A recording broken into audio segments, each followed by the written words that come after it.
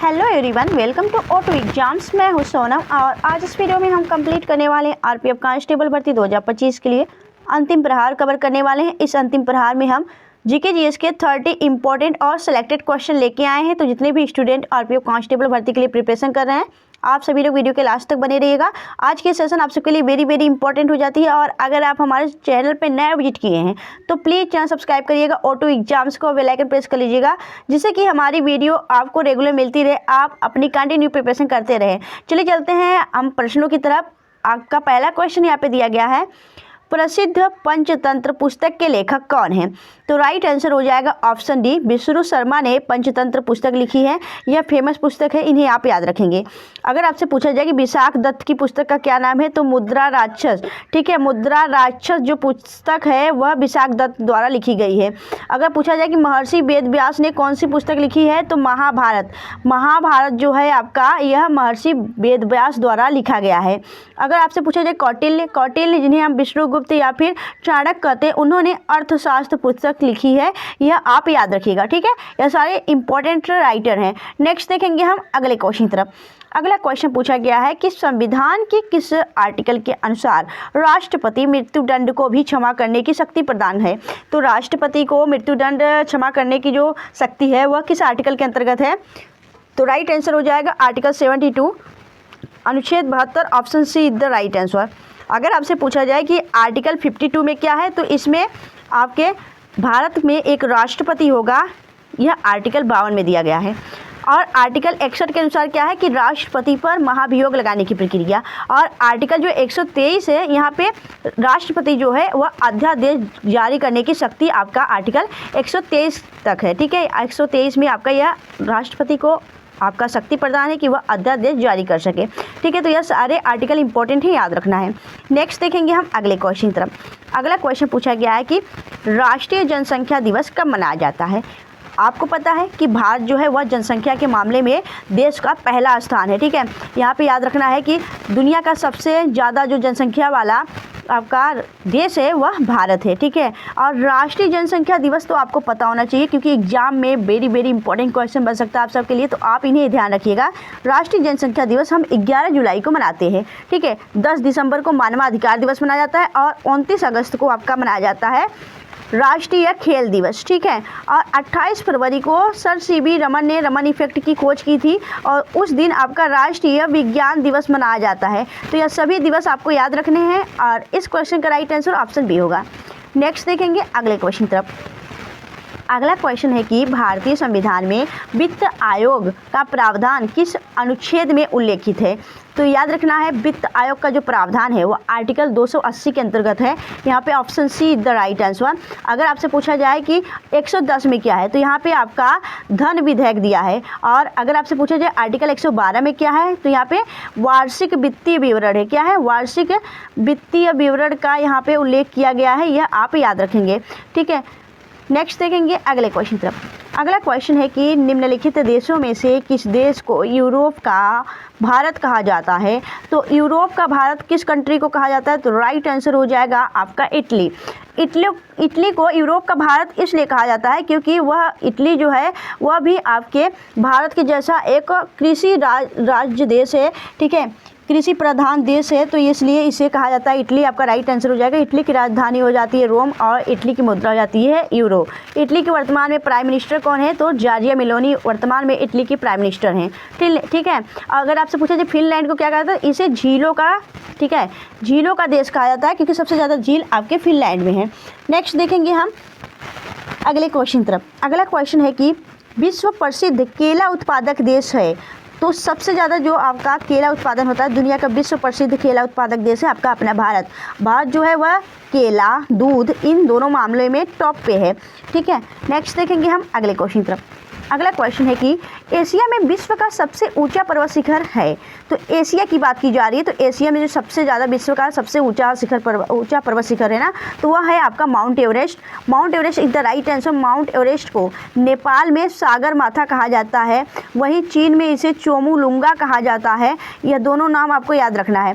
Mount Everest की वर्तमान में जो ऊंचाई है वह है 8848.86 मीटर। यह उसकी वर्तमान में या ऊंचाई हो जाती है, आप इन्हें याद रखेंगे। नेक्स्ट हम देखेंगे अगले क्वेश्चन तरफ। अगला क्वेश्चन है कि एशिया में विश्व की सबसे अधिक ऊंचाई पर स्थित खारे पानी की झील कौन सी है? तो याद रखिएगा, एशिया में आपसे पूछा जा रहा है, तो एशिया में जो विश्व की सबसे ऊंचाई पर खारे पानी की झील है वह पैंगोंग झील है और यह आपके लद्दाख में स्थित है, यह आप याद रखेंगे। ठीक है, लोकटक झील जो है ये तो मणिपुर में स्थित है, लोनार झील जो है आपके महाराष्ट्र में स्थित है। ठीक है, नेक्स्ट देखेंगे हम अगले क्वेश्चन तरफ। अगला क्वेश्चन है कि निम्नलिखित में से ज्वालामुखी जो वोल्केनो होती है, ज्वालामुखी के कप के आकार के मुख को क्या कहते हैं? तो जो ज्वालामुखी होती है आपके ऐसे कप के आकार की, जो आपकी ज्वालामुखी इस तरीके से होती है, उसका जो यह मुख होता है उसके मुख को क्या कहते हैं? तो इसे क्रेटर कहा जाता है, क्रेटर। ठीक है, यह आप याद रखेंगे। नेक्स्ट देखेंगे अगले क्वेश्चन तरफ। अगला क्वेश्चन है कि भूकंपीय की तरंगों की तीव्रता मापी जाती है। तो जो भूकंप आते हैं ना, उनकी भूकंपी तरंगों की जो तीव्रता मापी जाती है वह किससे मापी जाती है, यह आपको बताना है। किस उपकरण से मापी जाती है? तो राइट आंसर हो जाएगा ऑप्शन बी, सिस्मोग्राफ से मापा जाता है यह आपका भूकंप तरंगों की तीव्रता। तो सिस्मोग्राफ आपका राइट आंसर हो जाएगा। लैक्टोमीटर जो है यह दूध की शुद्धता मापता है। थर्मामीटर जो है यह आपका टेम्परेचर मापता है।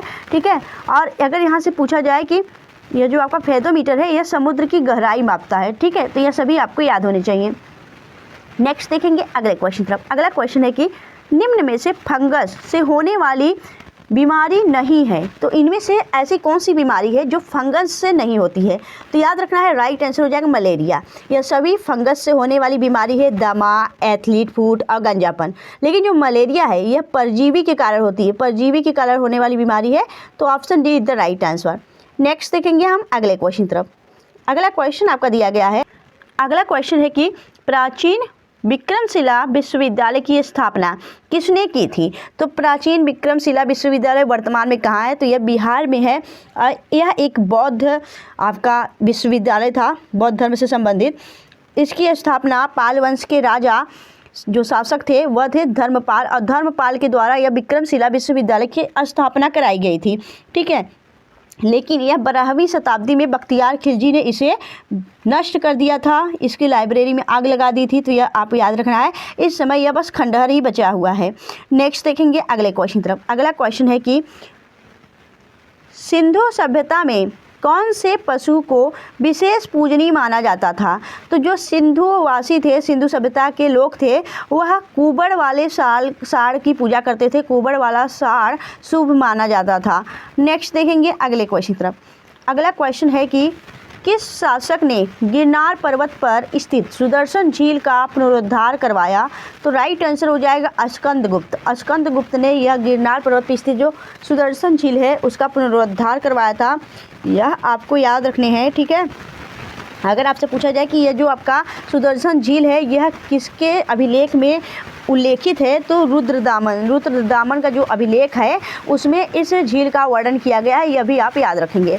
नेक्स्ट देखेंगे हम अगले क्वेश्चन तरफ। अगला क्वेश्चन है कि बिलग्राम का युद्ध कब हुआ था? तो बिलग्राम का युद्ध या फिर कन्नौज का युद्ध, यह उत्तर प्रदेश के कन्नौज में गंगा नदी के किनारे लड़ी गई थी। यह 1540 में लड़ी गई थी युद्ध, जिसे हम बिलग्राम या फिर कन्नौज का युद्ध कहते हैं।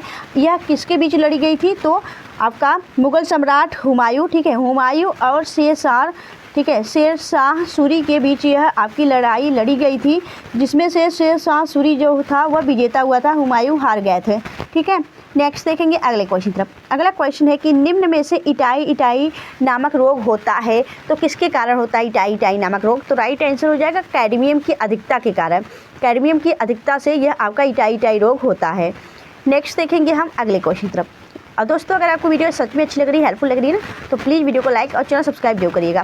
नेक्स्ट देखेंगे हम अगले क्वेश्चन तरफ। आप सबके लिए बेहतरीन क्वेश्चन लाया जाता है जो कि आपके एग्जाम पॉइंट ऑफ व्यू से वेरी इंपॉर्टेंट होते हैं। ठीक है, नेक्स्ट देखेंगे अगला क्वेश्चन है कि निम्न में से 49वीं समांतर रेखा किन दो देशों के मध्य स्थित एक अंतर्राष्ट्रीय सीमा है? तो जो यहाँ पे 49वीं समांतर रेखा है ना, यह उत्तरी अमेरिका, यहाँ पे अमेरिका और कनाडा के बीच स्थित है। यह सबसे बड़ी, सबसे लंबी आपकी अंतर्राष्ट्रीय सीमा है, यह आप याद रखेंगे।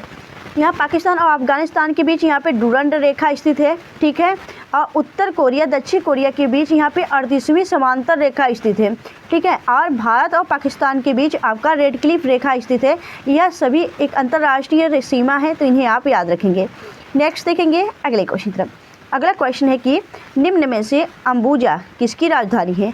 तो जो अंबुजा है यह नाइजीरिया कंट्री की राजधानी हो जाती है। नाइजीरिया की कैपिटल है अंबुजा।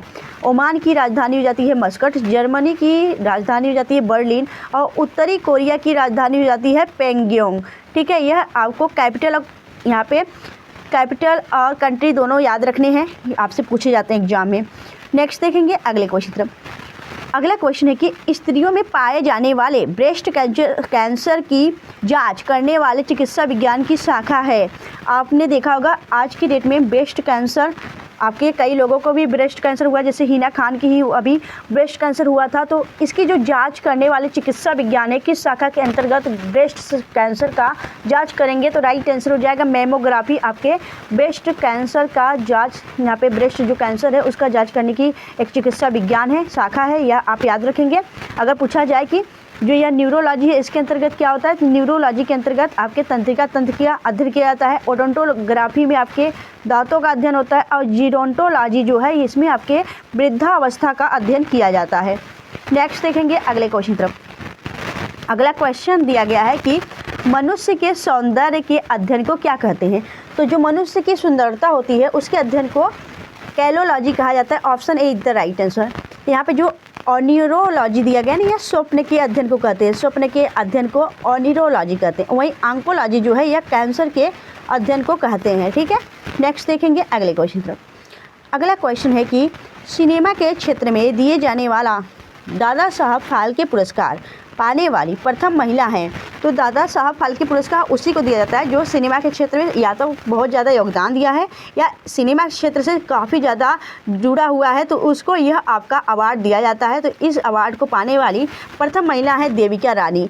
अब तक इन सभी को यह अवार्ड मिल चुका है, लेकिन पहली महिला देविका रानी है, तो यह आपको याद रखना है। नेक्स्ट देखेंगे अगले क्वेश्चन तरफ। अगला क्वेश्चन है कि निम्न में से सिलेक्शन डे पुस्तक के लेखक कौन है? तो सिलेक्शन डे जो पुस्तक के लेखक हैं वह है अरविंद अडिगा। अरविंद अडिगा की एक और पुस्तक है द वाइट टाइगर। ठीक है, द वाइट टाइगर जो आपकी पुस्तक है वह भी अरविंद अडिगा की है। नेक्स्ट देखेंगे अगले क्वेश्चन तरफ। अगला क्वेश्चन है कि कंबोडिया में स्थित प्रसिद्ध हिंदू मंदिर अंकोर वाट, ठीक है, अंकोर वाट जो मंदिर है इसका निर्माण किसने करवाया था? तो अंकोर वाट मंटी आपका जो यहाँ पे है यह आपके कंबोडिया में है और इसके जो निर्माणकर्ता हैं वह है सूर्यवर्मन द्वितीय। सूर्यवर्मन द्वितीय है, यह कई बार एग्जाम में पूछा गया क्वेश्चन है, इंपॉर्टेंट है, वेरी वेरी इंपॉर्टेंट कर लीजिएगा। और याद रखिएगा जो नरसिंह देव वर्मन है, नरसिंह देव वर्मन ने यह कोणार्क सूर्य मंदिर का निर्माण कराया था जो कि आपके उड़ीसा राज्य में स्थित है। ठीक है, नेक्स्ट देखेंगे अगले क्वेश्चन पर। अगला क्वेश्चन है कि विश्व शौचालय दिवस और विश्व नागरिक दिवस कब मनाया जाता है? यह दोनों जो दिवस है एक ही दिन मनाए जाते हैं। यह 19 नवंबर को मनाए जाते हैं, विश्व शौचालय दिवस और विश्व नागरिक दिवस। ठीक है, अगर आपसे पूछा जाए 10 दिसंबर को तो मानवाधिकार दिवस मनाया जाता है। वहीं 26 दिसंबर को वीर बाल दिवस मनाया जाता है। ठीक है, वीर बाल दिवस आपका 26 दिसंबर को मनाया जाता है, यह आप याद रखेंगे। नेक्स्ट हम देखेंगे अगले क्वेश्चन तरफ। अगला क्वेश्चन है कि पादपों में जल तथा खनिज लवण का संचालन किसके द्वारा होता है? तो यह फ्लोएम के द्वारा होता है, याद रखिएगा। जो पौधे होते हैं, पौधों में जो यह आपका खनिज लवण और जल का संचालन होता है, यह फ्लोएम के द्वारा ही, फ्लोएम के माध्यम से ही हर जगह पहुंचाया जाता है। नेक्स्ट देखेंगे अगले क्वेश्चन पर। अगला क्वेश्चन है कि चंगेज खान ने भारत पर आक्रमण किसके शासनकाल में किया? तो चंगेज खान जब भारत पर आक्रमण किया था तो याद रखिएगा यह इल्तुतमिश के शासनकाल में किया था। Option C is the right answer. Iltutmish की बात करें तो इनसे गुलामों का गुलाम कहा जाता है, इसे गुलामों का वास्तविक संस्थापक भी माना जाता है। तो Iltutmish is the right answer. Next देखेंगे अगले क्वेश्चन पर। अगला क्वेश्चन है कि ईरान का नेपोलियन किसे कहा जाता है? तो ईरान के नेपोलियन जो है यह नादिर शाह को कहा जाता है। Option B is the right answer.